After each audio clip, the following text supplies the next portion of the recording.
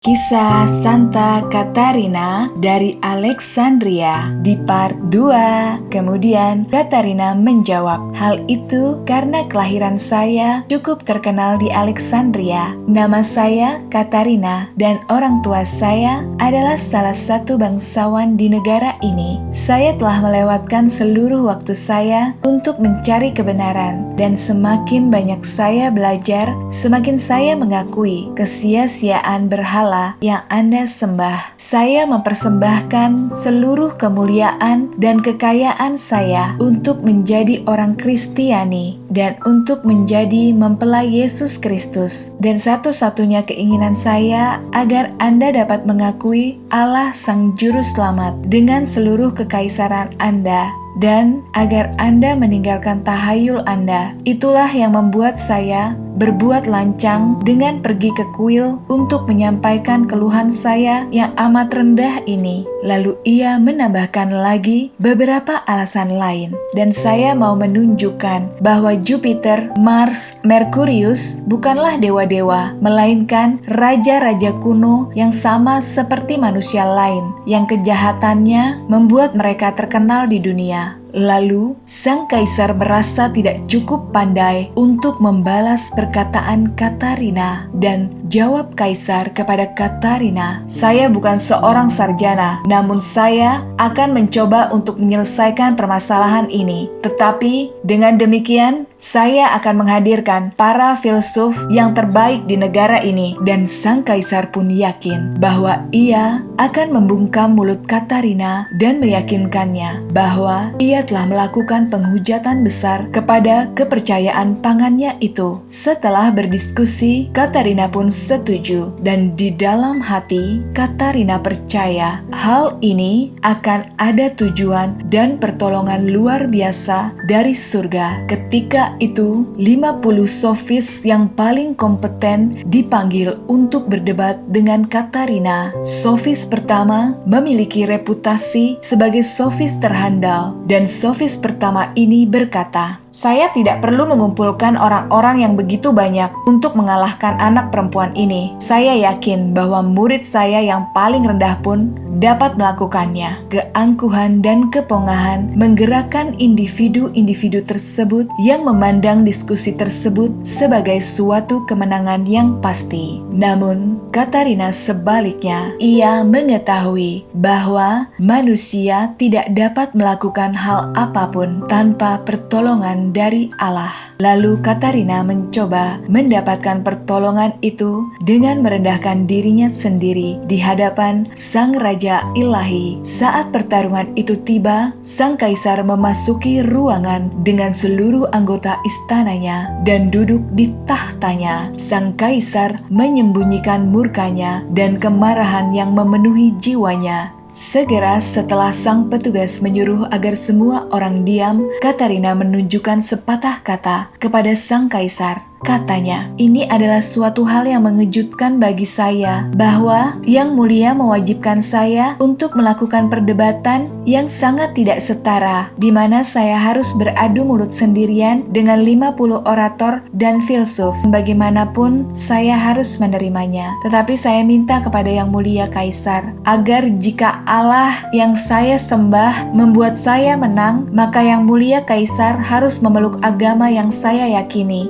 dan meninggalkan persembahan iblis." Hal itu tidak menyenangkan kaisar. Kaisar pun berkata, "Katarina, kamu tidak berhak untuk menentukan persyaratan di dalam diskusi ini." Kemudian sang pemimpin sofis mulai berkata dan menghardik Katarina karena ia melawan otoritas yang begitu andal dari antara para penyair, orator, dan filsuf. Dan mereka semua serempak menghormati Jupiter, Juno, Neptunus, Minerva, dan dewa-dewa lain. Sang novis pun kemudian membaca bacaan mereka dan menyimpulkan bahwa agama mereka itu didukung dengan kekaisaran yang amat asli, yang mengalahkan kekristenan yang sebelumnya tidak dikenal sama sekali. Katarina mendengarkan kata-katanya dengan sabar dan yakin akan kemenangannya yang sudah dipastikan oleh seorang malaikat utusan Allah. Sewaktu sang sofis selesai bicara dan mendapatkan hormat dan kecintaan dari para pendengarnya, lalu Katarina membuka pidatonya dengan penuh kefasihan. Ia menunjukkan 3 hal. Lalu Katarina mengatakan, katanya, perlu diketahui, hal pertama, bahwa cerita dewa-dewi yang baru saja Anda bicarakan hanyalah suatu dongeng belaka yang tidak boleh disetujui oleh seorang bijak manapun. Saya ingin menjelaskan bahwa cerita-cerita konyol yang dibuat oleh Homer, Orpheus,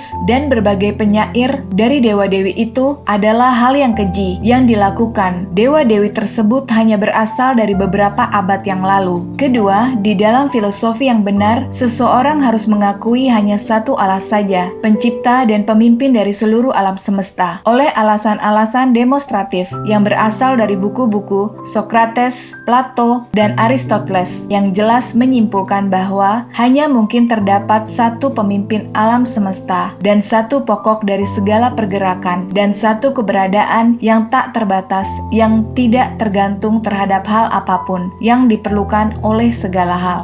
Hal yang ketiga adalah Yesus Kristus adalah Allah benar dan manusia benar. Hal ini harus diakui tanpa prasangka terhadap kesatuan Allah. Ia telah datang untuk menebus dunia oleh pemenuhan nubuat-nubuat perjanjian lama dan terutama oleh kesaksian-kesaksian para nabiah yang amat Anda hormati, yang telah mengumumkan dengan amat jelas waktu dan keadaan dan kedatangan Sang Juru Selamat. Pidatonya yang begitu kuat dan energik memenuhi perkumpulan tersebut dengan kekaguman dan keterkejutan, dan pemimpin dari para filsuf yang pertama-tama membuka perdebatan tersebut begitu tersentuh olehnya, sehingga sewaktu Katarina bertanya, "Apakah engkau mempunyai sanggahan atas penjelasanku ini?" Dan kemudian sang filsuf mengakui bahwa ia telah kalah dan ia menyerahkan dirinya sendiri kepada kebenaran yang telah diumumkan oleh Roh Kudus melalui mulut Katarina. Lalu sang kaisar begitu murka dan memerintahkan kepada sofis lain untuk berbicara dan membantah semua yang telah dikatakan oleh Katarina. Namun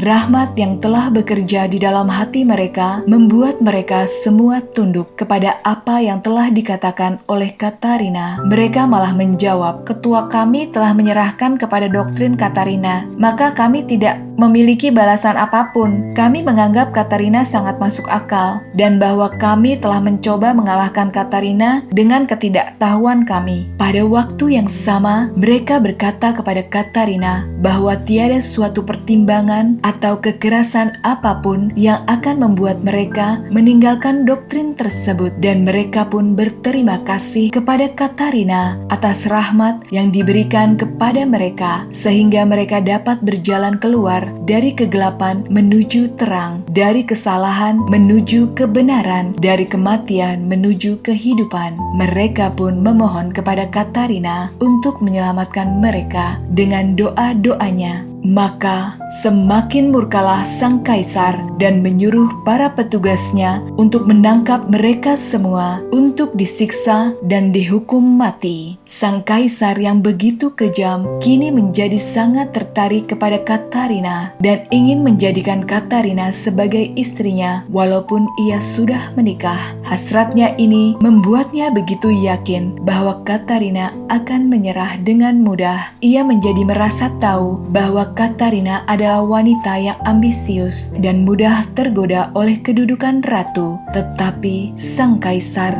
salah dalam perkiraannya itu. Malahan Katarina mencibir ajakannya itu. Katarina berkata bahwa kekristenan dan kesucian telah melekat kepadanya, dan Katarina pun telah berikrar bahwa ia tidak akan memiliki seorang mempelai pun kecuali Yesus Kristus, dan ia lebih ingin hidup menderita bersama orang miskin daripada bertahta dan meninggalkan juru selamatnya. Penolakan ini sangat menjengkelkan Maxentius sehingga ia memerintahkan agar Katarina direntangkan di atas anak tangga di mana anggota badannya ditarik sampai terkilir parah dan dicambuk sehingga badannya pun robek. Hukuman tersebut dilaksanakan selama 2 jam. Setelah itu, Kaisar memerintahkan agar Katarina dijatuhkan di dalam parit yang dalam dengan luka-luka yang tidak dirawat dan dengan darah yang mengalir dari segala sisi. Ia dibiarkan mati kelaparan. Sewaktu Katarina berada di dalam parit itu,